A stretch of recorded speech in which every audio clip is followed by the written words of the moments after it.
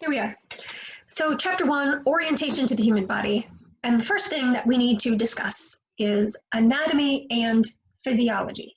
So anatomy is the study of the structure of the body, and physiology is the study of the function of the body. Anatomy and physiology go hand in hand. So form and function are intrinsically linked together. If it has a form, it has a function, and the function is based on the form. So we are also going to be studying pathophysiology and pathology. Patho refers to diseases or disorders. As you learned in kinesiology or anatomy, is what we called it, you learn some musculoskeletal disorders. So in physiology, we're going to be talking about disorders of the systems of the body. So we're going to go system by system, talk about how the system functions, what are the parts of the system, and then of course what can go wrong with a system. That would be the pathophysiology. And then we're also going to spend some time talking about effects of massage on each system. So it's pretty structured: system, organs, functions, diseases, and how does massage affect it. We're also going to throw in some extra bits of information here and there and tie things in with each chapter as we go along. So you'll have a bit of work to do on your own. Of course, this is an online class now, but there's going to be plenty of videos and lots of work for you to do to keep you busy and physiologically inclined. Okay, so we're going to start with chapter 1, orientation to the body. Chapter 1 is mostly review. So I'm going to whiz through this. Chapter 2 is chemistry. I'd rather spend more time on that. Anatomy and physiology, by definition, are here in the slide in front of you. Pathophysiology is not. So if you need to write that down, pathophysiology is the study of diseases and how they affect the body. Okay, so we talk about organization of the body, and this is going to be on page 4 in your textbook. So organization of the body is typically arranged in a hierarchy from simplest to complex. And in this case, we're talking about atoms being the very simplest, forming molecules, which form organelles, which are inside of a cell. Actually, the organelles don't form the cell specifically, they're inside of the cell. Cells come together to form tissues, tissue come together to form organs, and organs form organ systems, and then eventually an organism. So, did you ever hear the joke about an atom? Why do we not trust an atom? Because they make up everything. I know, it's terrible. I have a lot of dad jokes. You'll get used to it. Okay. Time for a little bit of review. So the smallest living units that make up the body structure are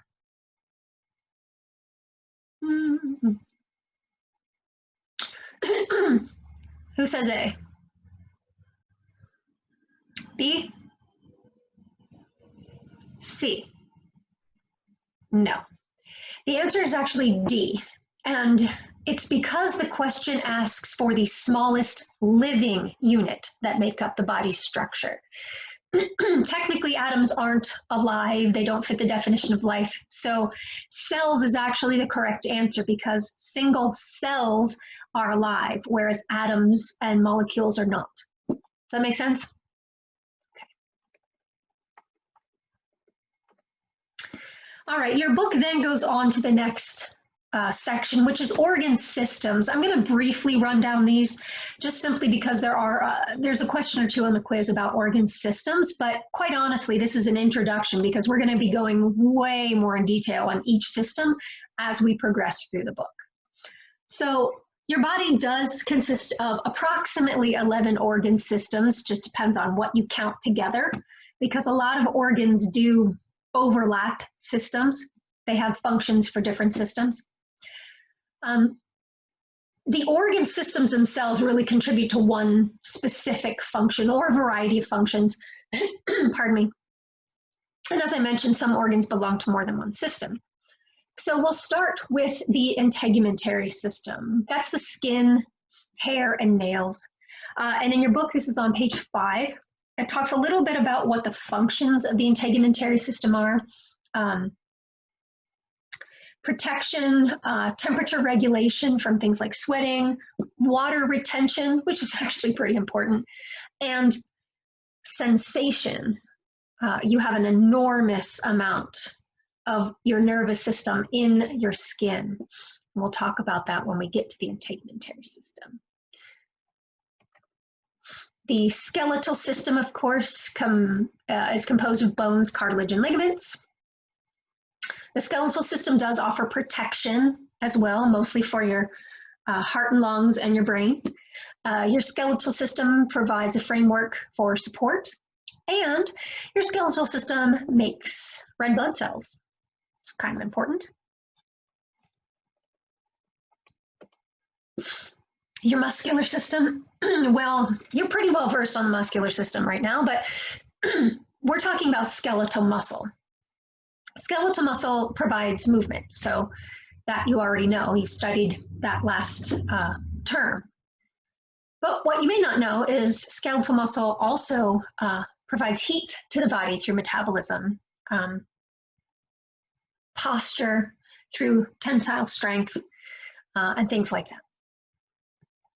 Again, this is review, so we're going rather quickly. I promise I will not go this quick through other things. The lymphatic system is lymph nodes, lymph vessels, lymph, the thymus, which is right here, excuse me, behind your heart, spleen, which is over here, and your tonsils. Incidentally, do you know how many sets of tonsils humans have? 3. We actually have 3 sets of tonsils. So the lymphatic system is a cleanup system. It moves lymph around the body, but in places like the lymph vessels, the thymus, the spleen, and the tonsils, these are stop gaps where your immune system actually kind of lays in wait for things to come along that shouldn't be in the system. So the lymphatic system cleans up the blood, helps filter in the lymph system, or I'm sorry, in the lymphatic vessels, and basically assists the entire body in cleaning. Respiratory system, this would be the upper respiratory system and the lower respiratory system. So we're talking about the nose, the pharynx, the larynx, the trachea, the bronchi, and the lungs themselves. The respiratory system actually has a lot of different roles. Obviously, the one that you're probably familiar with is oxygen exchange. We exchange oxygen for carbon dioxide in the lungs. But because we do that, the respiratory system is also charged with helping to maintain our blood pH with the gases that we're taking in and exhaling. So that's another one of the functions of the respiratory system. Speech, of course. Air has to go over the vocal cords, which is part of the respiratory system, so speech is a function of the respiratory system. Urinary system, we have kidneys, ureters, urinary bladder, and urethra. The urinary system is a filter, plain and simple. We filter out constantly, or we filter our blood constantly, so we're filtering out any kind of waste like urea and acids and things like that. And we are reabsorbing most of the fluids. So in that way, the urinary system contributes to maintaining blood pressure as well. And of course, excretion.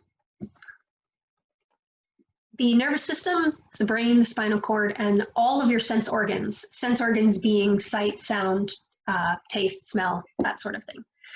Your nervous system is a big communication highway, essentially.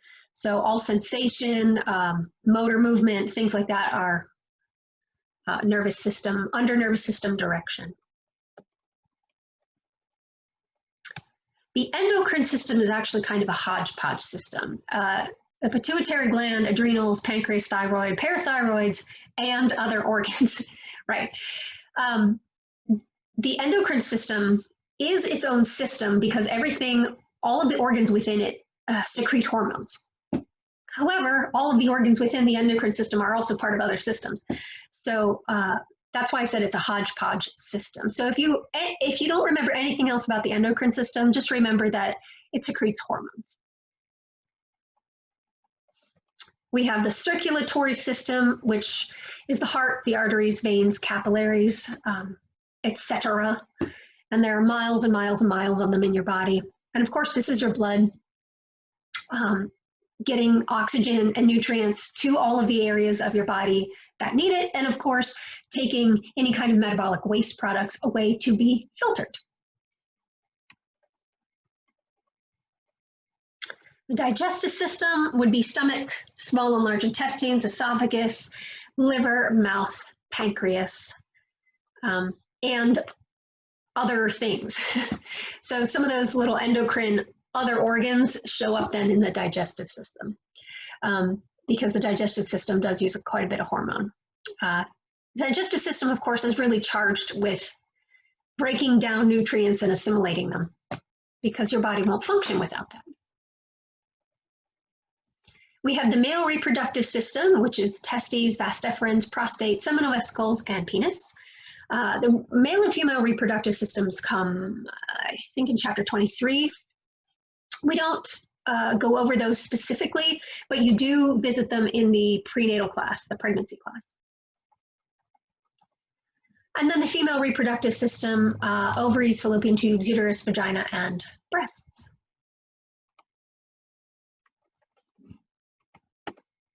Okay, so I know that was really quick, but we have a review question built in. So, which organ system supplies the body with immune cells? Is it A, integumentary system, B, lymphatic system, C, endocrine system, or D, nervous system? The answer that your book gives you is B, and we're talking about lymphatic system.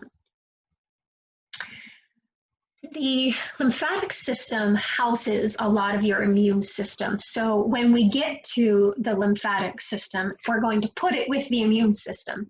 It's just that the immune system isn't necessarily its own system. It is tied in with other things. So immunity and lymphatics go together.